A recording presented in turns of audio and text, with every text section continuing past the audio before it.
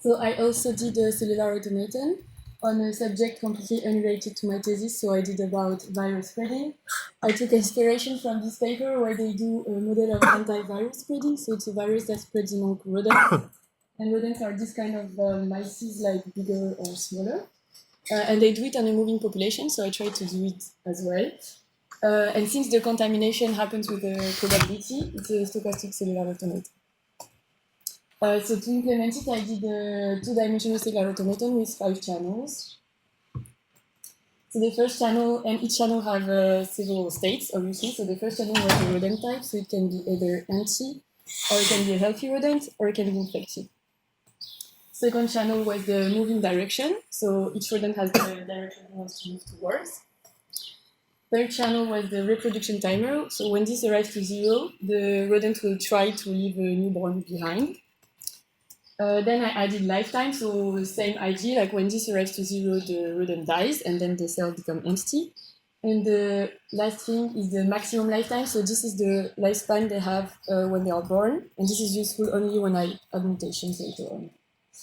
To implement the contamination, I did a horizontal transmission. That's because that was the thing with antivirus. So that means when the rodents are born, they have to be healthy. Like even if their parents are infected, they're going to be healthy. The only way you can get infected is if one of your neighbor is. So I took a vulnerable neighborhood. And then if one of your neighbor is contaminated, you have a probability to get infected yourself. So for the movement, I mixed movement and reproduction together in a way so that I avoid handling collisions because I thought it would be easier. So this is an example of how it works. Let's say this is the initial step. We have two rodents. One wants to go north, the other wants to go south. Then the automaton steps. Let's say the randomly chosen direction is north. Only this one will move. And if its birth clock is to 0, he will leave a baby behind. And like this, there is no collisions. So I'm very sorry for the resolution of my videos. This is so without mutations, I already have like a moving population. They can contaminate, they can reproduce, and they have a limited lifetime. And that's the kind of thing we obtain when we run. So the background and light green are empty, dark green are healthy rodents, and infected are red. So they will try to fill up the whole space usually because they reproduce fast.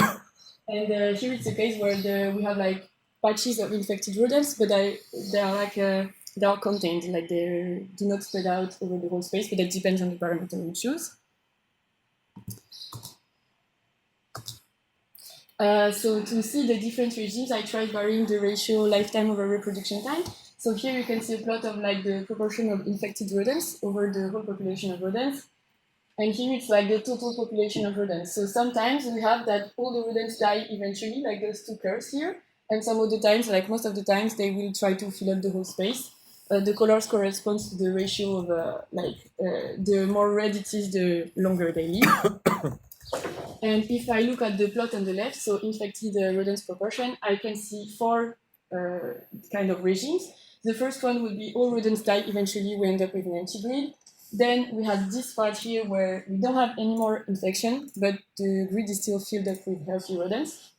Here is maybe the more interesting one, is like we have rodents everywhere and we have patches of infected that do not spread out everywhere. And here it's like the infection spreads a lot and eventually all rodents, almost all, will become infested. Then I tried to add some mutations to make the thing a bit more interesting. So the first thing I added was to add a change in the infection rate. So that would be a global mutation. So when it happens, all the infections change rate at the same time because it was like, oh, this is the virus which is changing. And I also made a local mutation, so it would be changing lifetime. So when the rodent is born, it has a very, very small chance of changing lifetime. And then it can pass it down to its children.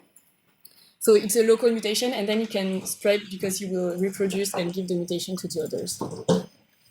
So when I add only a change in the probability of infection, that's what I could see. So this is for parameters where usually we would have stable patches of infection. So at first, that's what we see. And at some point, so here the virus changed its infection rate, and now it's like starting to spread everywhere. So it's already a bit more interesting than without mutation. Then I tried with a higher probability of virus mutations to be able to see some more things. So it's the same. Normally the infected patches should stay stable. Now we see it already changed the rate and it starts to spread everywhere. And the healthy rodents still continue to spread. And at some point the rate changed again, and now it's very, like, it has much more difficulty to spread. And it just kind of survives in small patches because that's what the parameter would usually do for this region. And then rate changed again, and it's again spreading everywhere. For the lifetime, so now I took a parameter where usually all the infection would vanish at some point. And so we can see it's already vanished everywhere, but here there is like a denser part of the grid. It's because one rodent started to live much longer, then he gave it to its newborn, etc. And then they live much longer, so the grid is more packed to dense because they never died. And then the epidemic can spread among those because they live much longer, and every rodent has much more life to like infect other people. Then I tried adding both mutations at the same time. Also, I took parameters where usually we would have no infected rodents at all at some point. So at first, we had the first mutation in the virus, so it spreads very fast. Then I think here it becomes much denser, so it means we had like more long-lived rodents here. So the virus again mutated, so it cannot spread everywhere, but it can only survive in the patch where the rodents live longer. And I don't remember what happened next. I think at some point it changed again. So now, yeah, we have another patch here of like much more long-lived rodents, and you can see the virus can only spread in those places. And then, yeah, other mutation in the virus, and it goes everywhere much faster, and then it can infect even normal long-lived rodents. So that's the conclusion. So the model is obviously not very realistic because there are not so many parameters that are taken into account, but maybe it's nice to know about some qualitative regimes that we could have. Yeah, like we talked a lot during the lecture about emergence of behavior that would be interesting at the collective scale and that we couldn't predict. So it was a bit hard to obtain, even though it's a stochastic CA.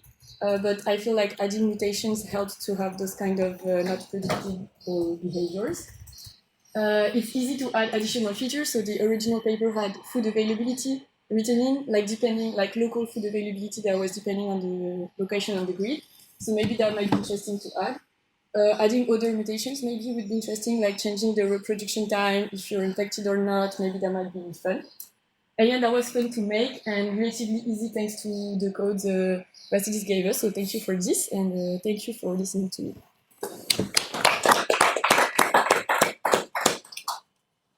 Questions? Could you just show again the graph with the curve, the different curves and the things? Yes. This one? So sorry, did you explain why in some cases, like for the orange one, it seems to be like in a stable thing and then it goes to... this one you mean? Yes. No, I didn't explain because so all of this is for one run of each of this lifetime, and obviously it will depend on the run because as everything is probabilistic, like the movement, the reproduction, and the contamination. But yeah, I think I still plotted it that way because often you would tend to do this. So yeah, I'm not exactly sure why. I think it's because at first there are not so many infected, like they all start to die out, the infected guys. And then as the rodents spread everywhere, there are so many more people to infect that then the infection goes back again. I think maybe that's why. I have a question as well. So in this model, does the infection affect the rodent lifetime or not? No. But that would be something to add, yeah. I think that would be quite interesting to see because usually that's the problems with infections, right? Because they make us live worse if we just leave the... I didn't change that at first because in the original paper they say, oh, it doesn't change the life of the rodents, and that's a problem because then they live a long time and they can infect humans. Yeah. But yeah, like that would have been fun. Because usually, with pandemics and so on, I think how long it takes for the virus to kill you is quite an important parameter. Because of course, if it kills you in one day, you cannot spread it so much. Yeah. Because we saw in your simulation, right? The main thing that made the virus expand more was the lifetime of the exactly. So that would change completely. Okay, very nice. So you said that you had these global and local mutations. So the global mutations mutated only the infectivity of the virus, is that correct? Okay. And so I forgot a little bit. So how does the infection work? Maybe there's no. So the infection is like at each step on a healthy rodent, you will look at its neighbor in this kind of neighborhood. Okay. If the guy has at least one infected neighbor, then he will have a certain probability to get become infected. Okay. And that's this probability that can change when I do the mutation. Okay. And once a rodent is infected until the end of it. Yes. And the local mutations affected, these were mutations of the rodents or of the virus? Of the rodents. Okay. So the local one. Yeah. Sorry. And this, yeah, exactly, the local one. So this one just changed the lifetime of the rodent. Yes, it's like when each time a rodent is born, there is a super small probability that. So normally he would take the lifetime from his parents, and now there is a very small probability that he will change lifetime and get another one. And that's why I needed to have a channel with the parents' lifetime, because when I mutate, I want to, like the guy who has the mutation, to transmit it down, otherwise he will just die and nothing will happen. And just some technical terms for the implementation of the CA. So for example, for the propagation of the lifetime, does it work as well as a CA? So agreed. Yes. So yeah, my question is, each cell updates its own state according to the neighbors, or you have some kind of external thing moving the particles? No, it's each cell that move and like for the movement, for instance, each cell has its direction. Yes. And then at each step of the automaton, I choose a direction randomly, and then all the cells that have the set direction will move according to this direction if they can. Okay, I see. And what happens if you have a collision then? So I tried to avoid at all cost collisions because I felt this must be difficult to handle. So there are never collisions because each step I choose only one direction. Okay. Then he will look to see if he can go into that direction. If there is already a guy, he doesn't move. Okay, I see. And so I was wondering, why did you choose the global mutation of infectivity instead of a local mutation of infectivity? Is there a reason for this, or? I felt like I didn't want to add an additional channel for. Okay, so because you needed extra channels for the infection. Because I felt if it was local, then I would need all the cells to remember what would their infectivity rates be. But that wouldn't have been so much more difficult, but I wanted to have two kind of different mutations. No, I was wondering just for the reason, but okay. Any other questions? Okay, otherwise, thank you. Thank you.